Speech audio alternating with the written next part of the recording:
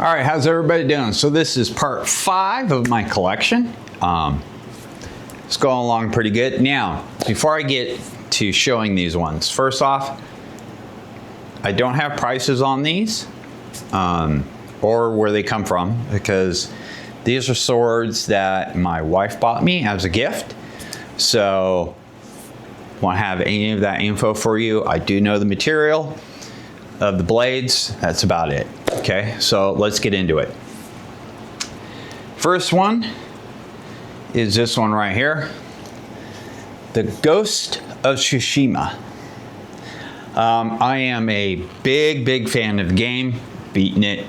Haven't finished Iki Island yet. I've got to do that. But I like this one. The only drawback to this one is this end piece, because it's kind of a cast metal. Puts a lot of weight on the back end of the saya, so if you do wear an obi belt, it wants to pull it down. But other than that, the color on the saya is beautifully done. It's not real leather Edo. So that means with it being white, it'll be a lot easier to keep clean. So, and nothing's like loose on this, and I've used this sword, but it has a nice thick sagio on there. The blade itself is a T10 blade. You'll notice the bohea doesn't go all the way down. Now, from as far as I know, on most katanas, you don't have that. People say it makes it stronger from bending and whatnot. I don't know if that's true. A lot of times when they do that, it's for Iaidos blades, actually, because they're like a zinc alloy, aluminum. So, but this is a T10 blade, which is a lot stronger. It's got a 10.5-inch handle. Like the way they did this. It's really nice. It is a thick blade. That it is, for sure. The frontness isn't bad at all. If I remember correctly, the POB on this is 5. So that's a good spot for it. Got copper seppas. I love copper seppas on a sword, especially with this. It just goes so well with it. Handle's good. I have no complaints about the blade. In fact, I think it still has a fairly decent edge on it. Could use a little bit more. But other than that, it handles really good. I like it. I think she did a good job at picking this for me. It doesn't have real Samigawa, which is fine. That's not a deal breaker for me. Doesn't have a very deep sori neither. And I think it's only a little bit over 27 inches, so it's not a very long blade, as you can tell. But I like it, handles good, it's functional.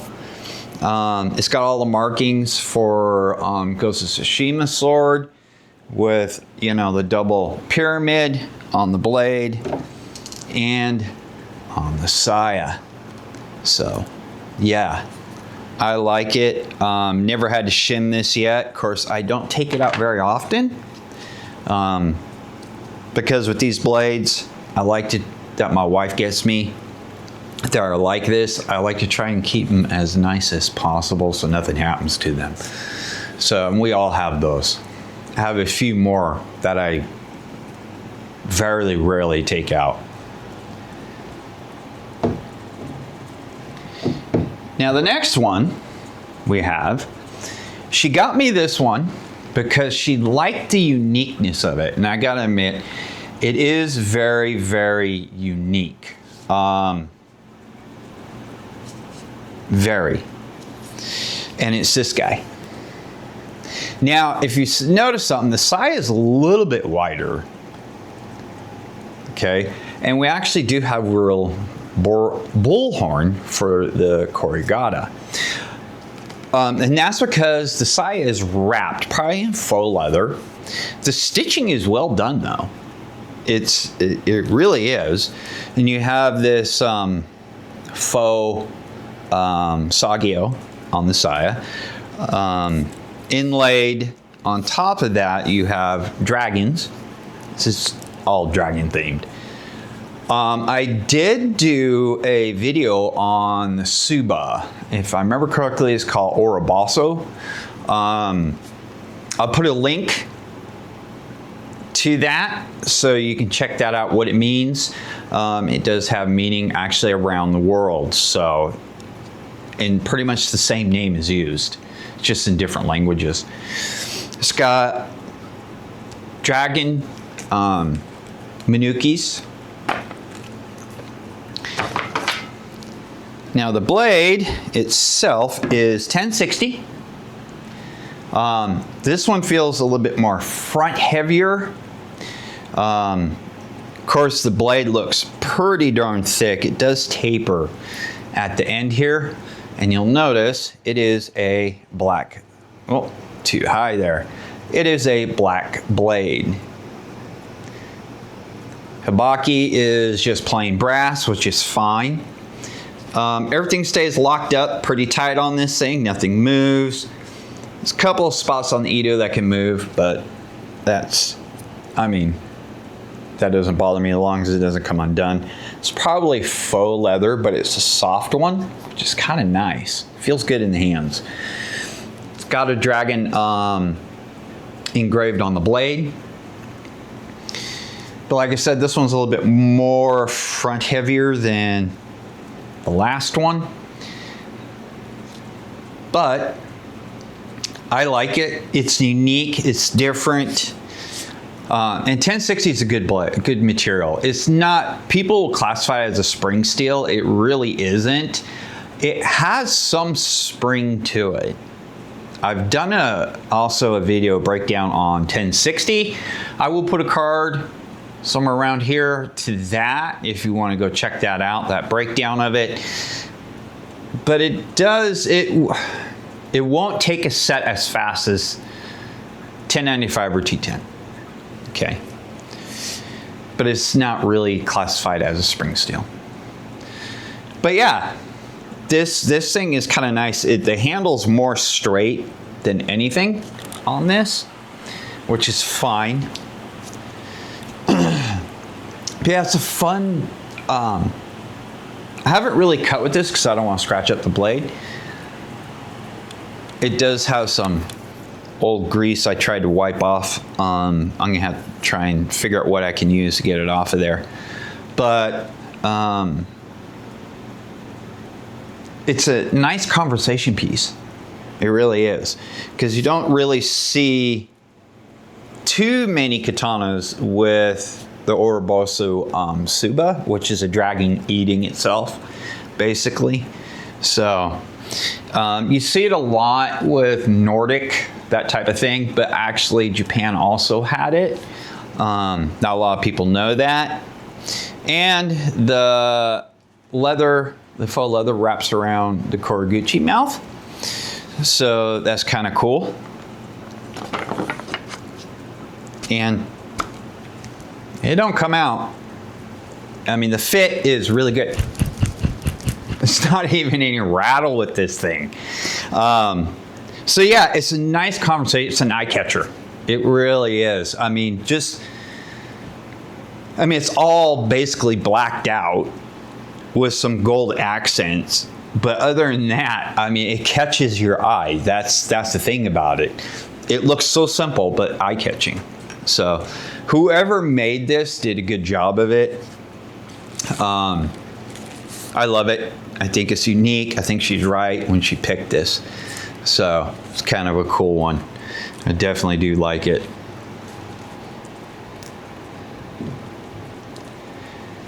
Now, this next one she got me is a T10 blade. She was so happy she was able to get this for me. And I can see why when I show you this one. I have done a review. If I remember correctly, she got this for my birthday. So and it's this guy right here. This does have real Samigala, and when I bring it in a frame, you could tell it's got a pretty good story to it. I mean, it really does. In fact, now that I really look at it, the handle actually goes with the story, which is very rare to see. I like it when the handle goes with the story instead of it just being straight and then you having the story. I find it works with it very well. Kind of like a tachi. I've seen some tachis where the handle's just straight and you have the curvature. Mine actually goes with the curvature, and that's how it's supposed to be. But let's look at the saya. The saya has real bullhorn at the mouth, the corrugata, and the butt end. The paint job on this is done to make it look like fish scales, because this is a koi themed katana. Even the manukis are koi, so the whole thing is koi themed, which I love. I love kois. So Sagio as well is a nice thick Sagio. No complaints there. It's got the brass seppas on this thing. Now what makes this thing different, let me take this out. Now I definitely don't want to scratch up this side. The side is it's beautiful. Is this guy right here.